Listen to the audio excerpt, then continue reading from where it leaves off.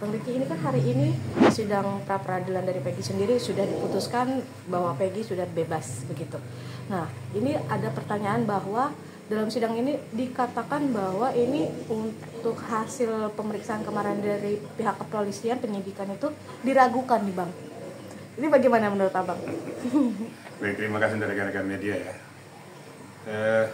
Saya ralat dulu, bukan dibebaskan ya. Oke. Jadi biar tahu kalau kriteria hukum biar ngerti. Baik. Jadi menyatakan bahwa penetapan tersangka atas nama Peggy Setiawan dinyatakan tidak sah. Betul ya? Dinyatakan tidak sah. Jadi begini ya, saya ulas saja ya. Sebenarnya dari wawancara terdahulu kan saya sudah sampaikan ini ya. Ini yang saya tunggu. Yang saya tunggu adalah keputusan hakim yang final, yang bukan hakim jalanan. Ini baru sah dan meyakinkan. Dan itu tidak bisa diganggu-gugat. Jadi dalam amar putusannya selalu saya katakan bahwa pra peradilan itu lebih terfokus kepada subjek formil. Nah, betul apa dugaan saya. Ternyata setelah saya telusuri, saya lihat amar putusannya itu salah satu diantaranya adalah dinyatakan penetapan tersangka atas nama Peggy Setiawan tidak sah. Kenapa tidak sah? Setelah saya telusuri kembali, ternyata Peggy Setiawan itu ditangkap tanggal 21 Mei 2024. Ditetapkan dia sebagai tersangka. Sedangkan pemeriksaan baru dilakukan tanggal 22 Mei dan 12 Juni tahun 2024 ya. Nah, ini dari aspek subjek formil sudah cacat hukum. Saya lihat domain daripada hakim tunggal tuh larinya pasti ke sana. Karena pra peradilan berbicara tentang subjek formil. Saya juga sama dulu ya. Waktu saya menangani pra peradilan tuh hakim tunggal menyoroti tentang subjek formil. Jadi tidak benar. Jadi berdasarkan keputusan Mahkamah Konstitusi, putusannya ini ya. Putusan Mahkamah Konstitusi tanggal 21 ya. Garis miring PUU garis miring 12 Romawi garis miring 2014 dinyatakan yang diundangkan pada tanggal 16 Maret 2015. Itu amar di dalam keputusan Mahkamah Konstitusi disebutkan walaupun sudah ada dua alat bukti yang sah, namun bahwa penetapan tersangka adalah merupakan hasil akhir daripada suatu penyidikan. Ini ya, hasil akhir daripada suatu penyidikan. Jadi nggak bisa ujuk-ujuk ditangkap terus diperiksa. Sedangkan ditangkap sudah keluar sprintcapnya, udah keluar penetapan tersangkanya. Ini kan nggak boleh. Jadi sudah menabrak putusan Mahkamah Konstitusi tersebut. Nah, inilah dari subjek formil. Jadi setelah saya baca semua tuh, ya wajar hakim tunggal memutuskan itu. Dari subjek formil. Kalau saya berbicara tentang apa wajahnya sama ini sama itu, saya abaikan dulu. Karena adalah subjek formil. Itu kan bisa nanti bisa menungki kepada materi pokok perkara. Sedangkan pra peradilan berbicara tentang sah tidaknya subjek formil tersebut. Jadi cacat formil nih. Saya juga setuju kalau hakim memutuskan itu kalau memang kriteria seperti itu. Nah, karena di dalam keputusan itu jelas-jelas diamanatkan bahwa penetapan tersangka merupakan suatu akhir. Ingat loh ya, suatu akhir daripada penyidikan. Nah, ternyata ini diperiksa di tanggal 22. Penetapan tersangka tanggal 21 dan tanggal 12 Juni. Ini udah cacat hukum. Kalau hal-hal yang lain itu kan biasalah, adu argumentasi, adu bukti, baik pihak Polda maupun pihak pemohon ya. Pihak Polda sebagai termohon, terus atas nama Peggy Setiawan sebagai pemohon ya. Dan saat ini tinggal menunggu putusan ataupun penetapan daripada pihak Polda untuk menyatakan Peggy Setiawan dibebaskan dari status tersangka. Sekarang kan belum dikeluarkan suratnya, tapi Polda harus taat azas. Jadi saya katakan Polda harus gentleman, karena ini sudah keputusan hakim, merupakan keputusan tertinggi. Polda suka tidak suka harus melepaskan yang bersangkutan. Karena dikatakan salah satu diantaranya harus menghentikan status penyidikannya. Berarti kalau sudah menghentikan status penyidikannya, secara tidak langsung penetapan tersangka gugur. Kalau penetapan tersangka gugur, yang bersangkutan harus dikeluarkan dari tahanan. Konsekuensinya harus dikembalikan nama baik yang bersangkutan. Kan itu wawancara saya dulu. Kembalikan nama baiknya. Kalau nanti masalah nanti, ini sekarang kita sedang melaksanakan amanat daripada undang-undang yang diputuskan oleh hakim tunggal pra peradilan. Kira-kira begitu ya. Jadi saya juga equal juga, walaupun saya purnawirawan Polri, kalau memang ternyata di dalam langkah melakukan penetapan tersangka cacat hukum, ya cacat hukum aja. Jangan kita bodohi juga masyarakat. Orang juga ngerti, kan ada undang-undang. Semua kan juga ngerti, sekarang sudah cerdas. Ya sudah, gentleman aja. Tadi saya lihat dari Kabid Humas, kalau nggak salah, menyampaikan harus kami mematuhi, bukan mematuhi, melaksanakan perintah undang-undang yang dilakukan oleh hakim tunggal. Seketika setelah diputuskan, segera dikeluarkan dari tahanan dan memulihkan nama baiknya dan hentikan penyidikan itu. Kira-kira begitu ya, Bang. Ini kan Peggy sendiri sudah mengurus berkas-berkas nih saat ini. Berkas sudah diurus, kemungkinan akan bebas di besok pagi, begitu kan Bang? Info yang saya dapat di Bandung begitu. Nah, lalu ini berarti untuk sidang perkaranya itu berarti sudah hapus Bang? Begitu kan berarti? Bukan hapus ya. Saya kasih bahasa hukumnya ya. Dihentikan. Berarti memang sudah. Nah, jadi bukan hapus loh ya. Okay. Dihentikan penyidikan sesuai dengan perintah undang-undang. Itu perintah undang-undang tuh, hentikan penyidikan. Berarti segala hal yang berkaitan dengan Peggy Setiawan, saya nggak mau menyebutkan dia tersangka lagi karena sudah diputuskan oleh hakim loh ya. Salah kalau kita masih menyebutkan dia tersangka karena sudah diputuskan. Peggy Setiawan harus dipulihkan nama baiknya di pihak keluarganya. Nanti nggak tahu saya apakah dia nuntut secara immaterial, bisa, karena sudah dirugikan secara moral maupun immaterialnya. Bisa menuntut ganti rugi apa dan lain sebagainya. Itu tergantung nanti bagaimana kuasa hukumnya melakukan itu. Yang jelas pasti Peggy Setiawan apapun alasannya harus segera dikeluarkan dari tahanan. Status tersangkanya dicabut dan harus dipulihkan nama baiknya. Itu sesegera mungkin. Jangan lagi berlarut-larut karena sudah diputuskan loh. Maka saya katakan sebagai Polri juga saya berharap makanya hati-hati. Betul-betul mencermati KUHAP itu, jangan asal melakukan tindakan-tindakan hukum tidak sesuai dengan kriteria undang-undang. Amanat KUHAP itu yang perlu kita pahami. Ya seperti kayak gini. Akibatnya apa? Saya hanya sedikit berpikir ya. Kenapa setelah film muncul baru kayak kebakaran jenggot untuk melakukan tindakan hukum itu? Kenapa nggak dari dulu? Atau kalaupun seperti itu, lakukan lidik dulu, lakukan penyelidikan. Kalau memang ada bukti permulaan yang cukup, lakukan penyidikan. Bukan langsung menetapkan dia sebagai tersangka, nggak boleh. Tapi kalau sah dan meyakinkan bahwa berdasarkan alat bukti yang sah dan yang lain-lain yang mengikat ataupun yang beririsan dengan itu, baru ditetapkan sebagai tersangka. Itu amanat daripada Mahkamah Konstitusi yang harus kita patuhi, nggak boleh menyimpang dari amanat undang-undang itu. Kira-kira gitu ya rekan-rekan ya. Pak, ini tentu bisa jadi evaluasi untuk Polda Jawa Barat sendiri. Tentunya nanti itu kan kebijakan Pak Kapolri ya. Yang dievaluasi itu apa, kemudian siapa yang bertanggung jawab, siapa yang memerintahkan, tentu saya berharap juga ya bukan hanya dievaluasi, ya diperiksa.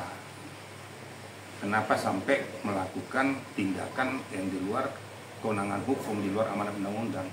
Diperiksa sampai sejauh mana mereka melakukan tindakan itu, sehingga masyarakat juga tahu bahwa jangan Polri lagi melakukan tindakan-tindakan yang di luar kewenangannya, yang melanggar barikade undang-undang.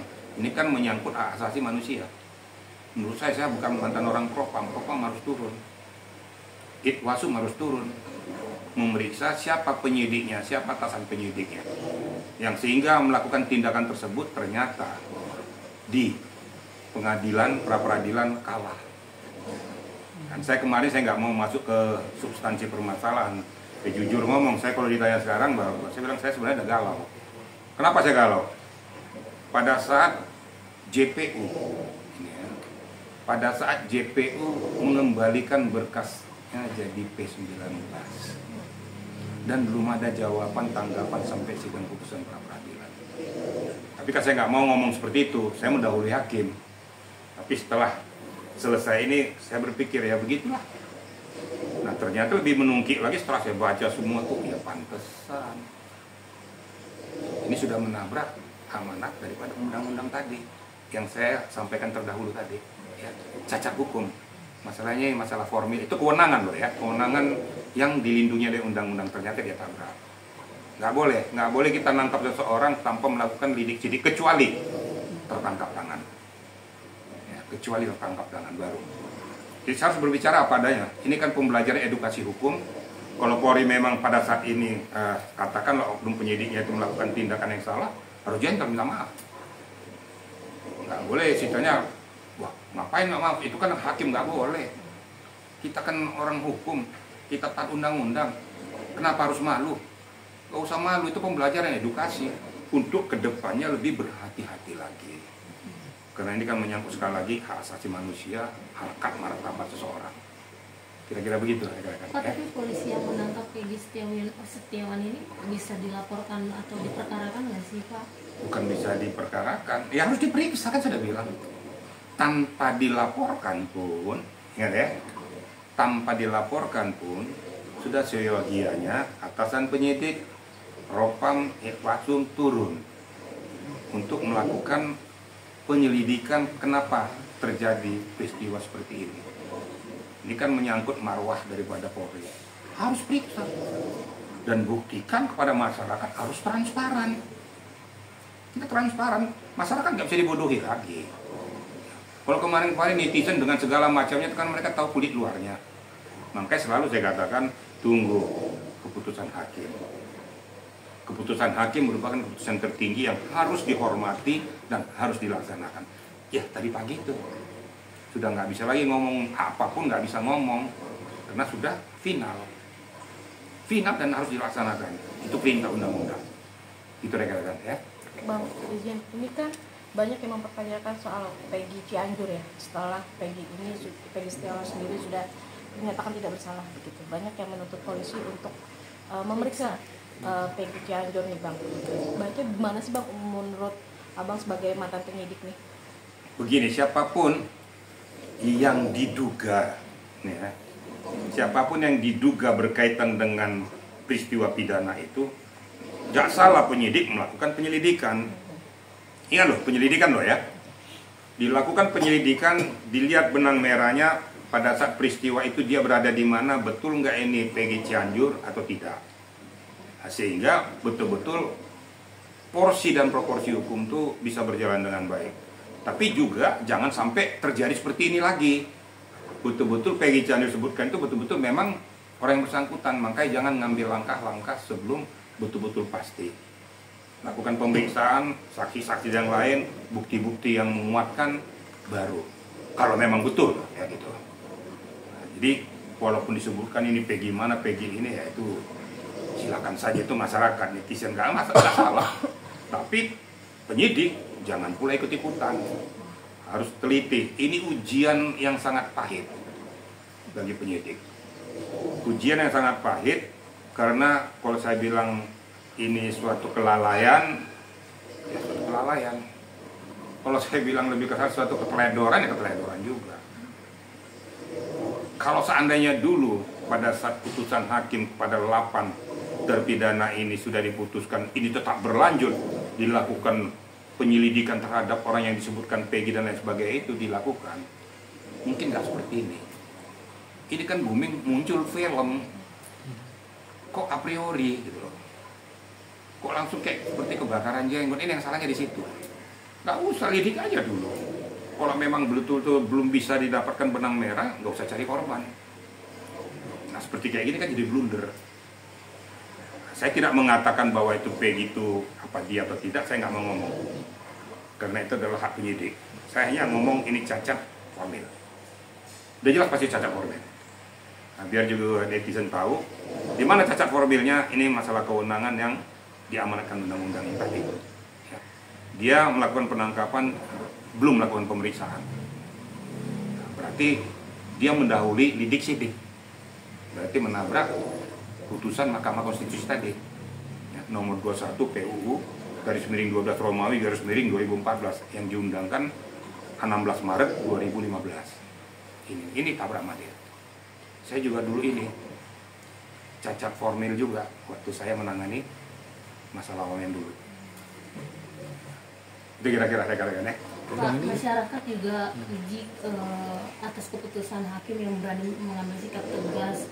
Terus masyarakat bilang, apakah Polri patut dipercayai setelah ini?